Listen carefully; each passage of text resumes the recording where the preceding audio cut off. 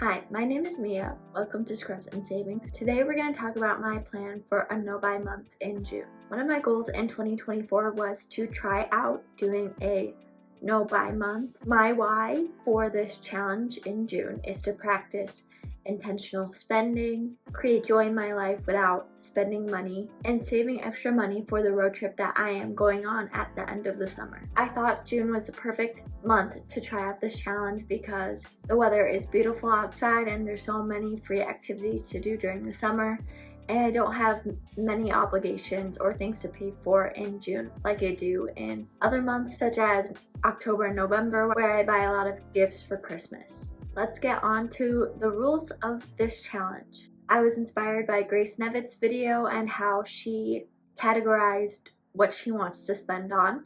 She used a red, yellow, and green light system to categorize her spending. Red meaning do not spend, yellow means you can spend but be very cautious, and green means go for it. So there's only a few items in my green category, so that includes my monthly donations, subscriptions, and my gym membership, all of which are my fixed expenses.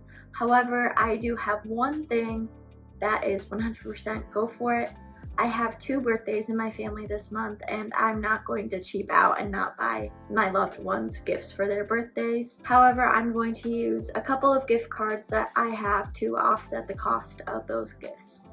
Yellow is my caution category, like try not to spend on these items, but if I honestly did, I wouldn't feel too bad about them. So these include travel, Olivia Rodrigo concert tickets if she happens to be in the Philippines when I am there in Manila and she releases the tickets in June, I'm not going to stop myself from buying. Lastly, this may be a controversial one, but I am allowing myself a $25 budget for coffee during a 12-hour shift.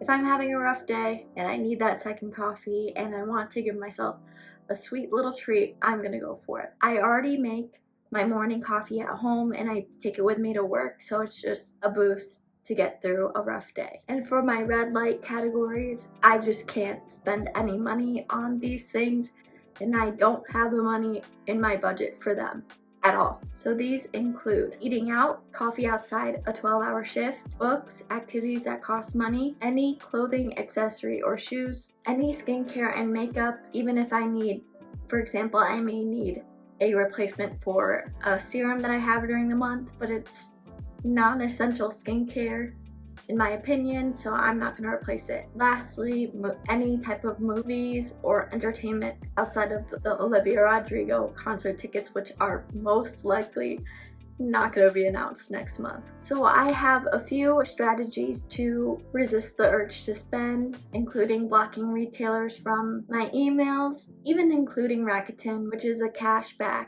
web extension which often promotes me to go shop for the cashback, but I'd rather save that money anyway. I use an app called Freedom that can help me block websites and stores that I frequently shop from, like Etsy, Sephora, and Ulta. I also want to avoid the feelings that make me spend, including boredom, a dopamine rush from buying something new, and feeling the pressure to fit in with others. I also have a firewall of questions that I want to ask myself before spending. For things, these questions include, is this a want or a need? And if I think it's a need, is it really a need, or do I just really want it? Do I already have it or something like it that I can use for the rest of the month? Is there a free version of this thing that I could get, for example, books or audiobooks? Could I borrow the item from someone I know if I need it? And I think the most important question for any spending that I do is, what do I believe this thing would do for me? And is there another way that I can make myself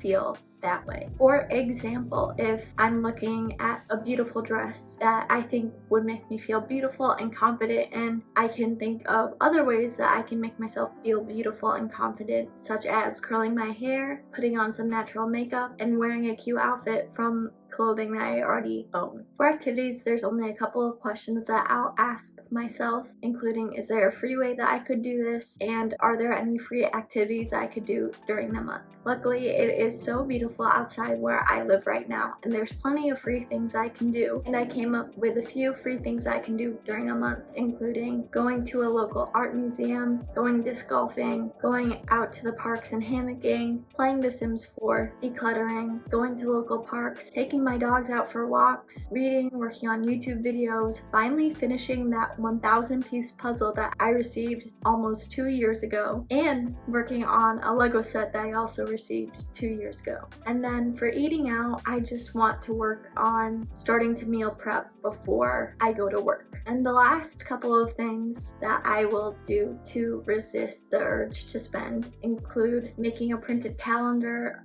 of all the days in June and crossing out or making a check mark on all of the days that I do not spend any money on red light items. This one's a little weird.